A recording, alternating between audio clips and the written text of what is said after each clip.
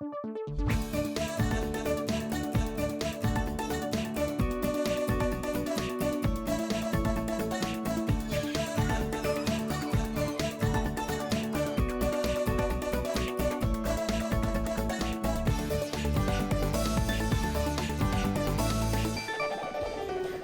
телезрители! Добрый день, друзья! В эфире детская информационная служба «Гора новостей». А это значит, как вы можете догадаться, по курсу новости. В курсе всего на свете Радомир Усманов И Настя Бурмистрова. А вот что подготовили наши корреспонденты.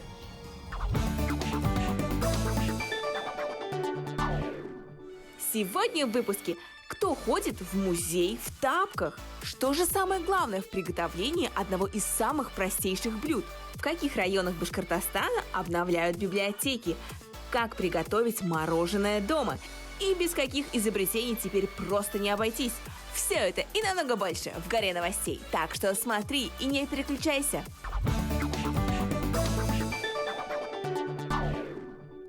На календаре 22 мая.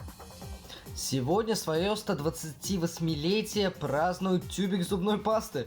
Думаю, что доктор, который ее изобрел, даже не представлял, что станет таким важным и актуальным предметом современного быта и, в принципе, гигиены. Вот так, пользуешься какими-то вещами и даже не задумываешься, что когда-то их не существовало вовсе. Да, но ведь горы новостей тоже когда-то не существовало. Не представляю, как ребята без нее обходились. Да, я тоже абсолютно не представляю, но я очень хорошо понимаю, сколько у нас новостей, все нам нужно рассказать. И, как мы знаем, эфир не резиновый. Да, поэтому приступим. В этом году выпускные в школах, скорее всего, будут, но они пройдут в онлайн-формате. Грустненько, я знаю, как девочки к этому готовятся, покупают платье, ходят в салоны красоты делать прическу и макияж. Да, но Zoom никто не отменял. А прямо сейчас давайте посмотрим сюжет о том, какие вещи в ближайшее время станут неотъемлемой частью нашего гардероба.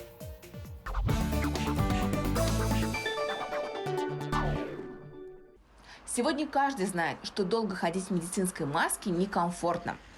Но куда деваться? Если мы с вами надеваем ее на несколько минут или максимум на пару часов, то врачи в таком виде проводят очень много времени. Плюс ко всему в их повседневное обмундирование добавились медицинские защитные очки. Некомфортно. 12 часов в день. Глаза устают, потери, видимость плохая. Школьник из канадского города Ванкувер придумал специальный держатель для маски. Он снимает напряжение в области ушей от резинок медицинской маски и застежки защитных очков. Это изобретение быстро разлетелось по всему миру. В Сибайском детском технопарке Технотерра тоже решили помочь местным врачам и начали печать заколок для масок на 3D-принтерах. Многие медицинские работники жаловались на потеки в ушах при долгой эксплуатации масок. Сейчас она необходима, маски. И мы учли эти жалобы и изготовили вот такие вот приборы, которые ставятся за ухо. Вот так вот. Тут натяг регулируется. И вот таким вот образом ставится. И вот мы начали изготавливать на 3D принтере. Была сделана трехмерная модель. Ну и принтер печатает. На одну такую штуку уходит 1 час. Устройство представляет собой пластиковую полоску с 4 парами выступов. Приспособление помещается на затылок, а резинки масок цепляются за него. При этом можно менять положение резинок и вместе с тем регулировать силу, с которой маска прилегает к лицу. Спасибо большое за внимание к нам, к медикам, за это приспособление для нас новое, необычное. Надеемся, что оно нам принесет пользу какую-то, что облегчит наши трудовые будни, какое-то сделает более комфортное наше пребывание постоянное в масках.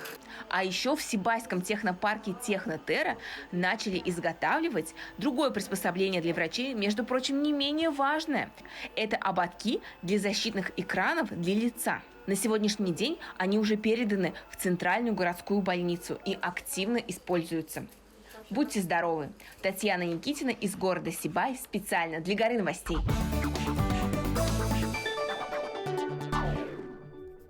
Напоминаю, что сейчас введен особый масочный режим. Если уж и собрались выходить на улицу, не забывайте про маски, перчатки, ну и, соответственно, комендантский час. А мы не забываем, что мы гора новостей, поэтому новостей будет реально много. Это точно. В Башкортостане по итогам конкурса выявили 50 лучших учителей, преподавателей русского и башкирского языков. Мне кажется, учителя сейчас стрессуют не меньше, чем мы, потому что нужно же держаться на уровне. Ну это да, но от стресса и всяких переживаний помогает одно проверенное средство.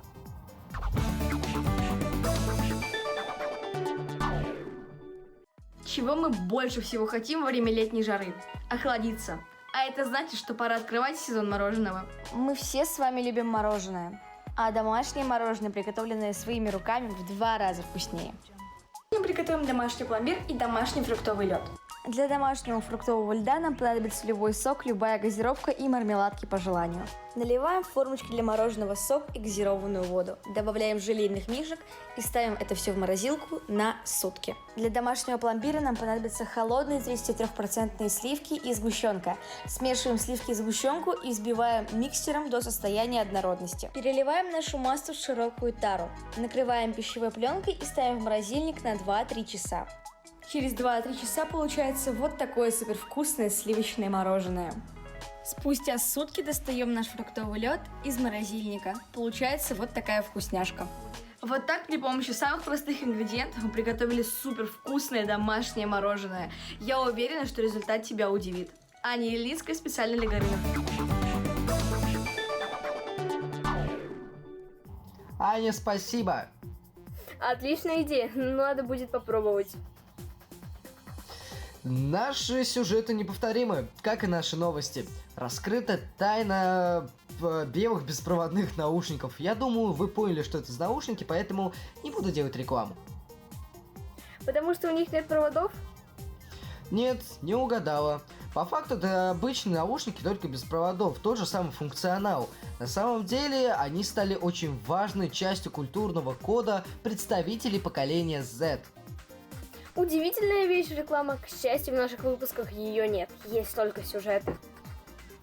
А сейчас будет сюжет о том, о старых вещах, которым вы можете дать вторую жизнь.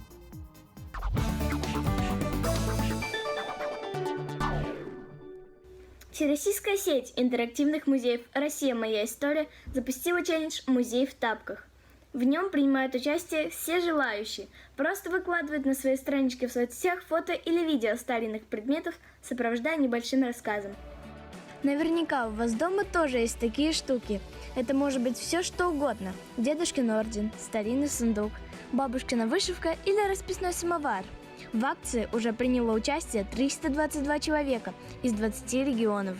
Или у вас огромная коллекция бегемотиков из киндер-сюрприза.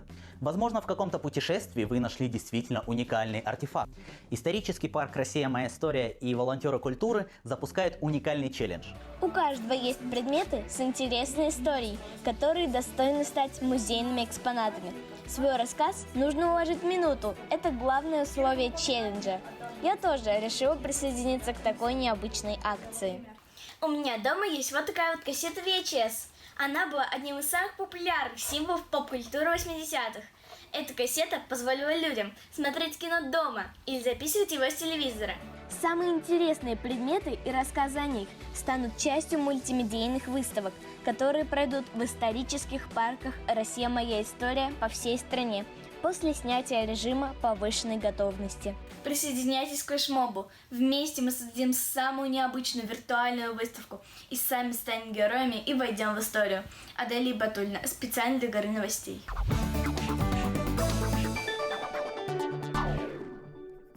Аделя, спасибо. Очень легко можно стать участником этой акции. Кабинет министров России передумал создавать российскую версию энциклопедии на базе общероссийской большой энциклопедии. Ну а реально зачем? Ведь есть Википедия, все они знают и все их пользуются. А если вы хотите что-то побольше узнать о книгах, вот вам наш следующий сюжет.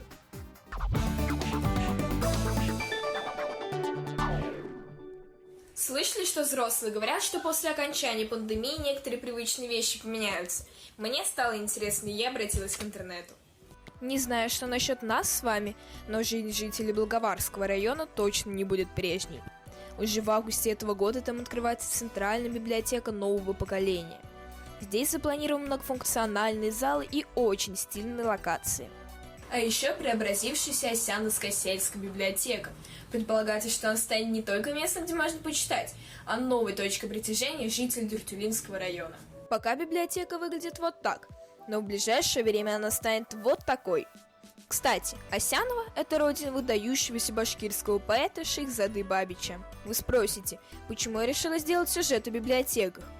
Последние исследования показали, что в период самоизоляции интерес к книгам и чтению значительно возрос. Так что я думаю, что после того, как пандемия отступит, походы в библиотеки не перестанут быть актуальными. Кстати, в мировом рейтинге читающих стран Россия пока на 2-м месте. Проводить свободное время с книгой предпочитают 59% населения. Лидирует Китай, там регулярно читают 70%. Есть чем гордиться и к чему стремиться. Настя Иваненко специально для Горы новостей.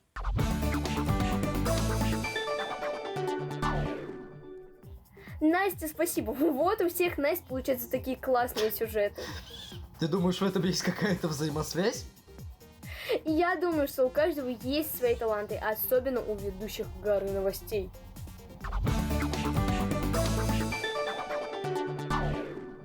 Я, Руслан Николаев, ведущий Горы новостей, буду делать яичницу по своему супер крутому авторскому рецепту, или то, что я нашел в холодильнике, то и запихнул в этот рецепт. Сыр, бекон какой-то, мясо, да, вот у нас грибы тут есть, вот есть яйца, я обычно беру 2, потому что почему бы и нет.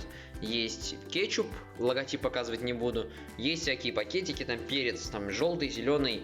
Собственно, в чем гениальность моего авторского рецепта? В том, что мы берем одну вот такую вот емкость, да, и там смешиваем все. То есть мы берем сейчас сюда яйца, выливаем, сыры, колбасы, продукты, в общем, сейчас сыр.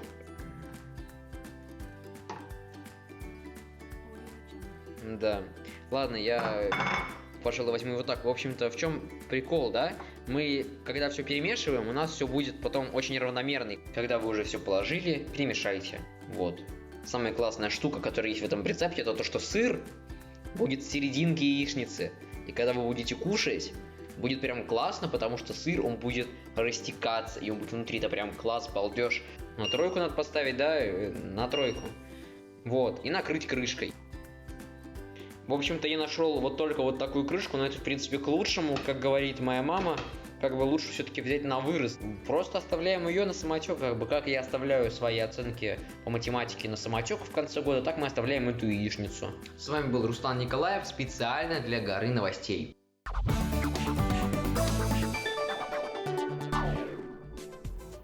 Руслан, спасибо! Ну а на этом все. С новостями и событиями я тебя знакомили Радомир Усманов и Настя Бурмистрова. Включай нас каждый день и будь на вершине событий. Оставайся дома. Пока-пока. Пока-пока-пока-пока.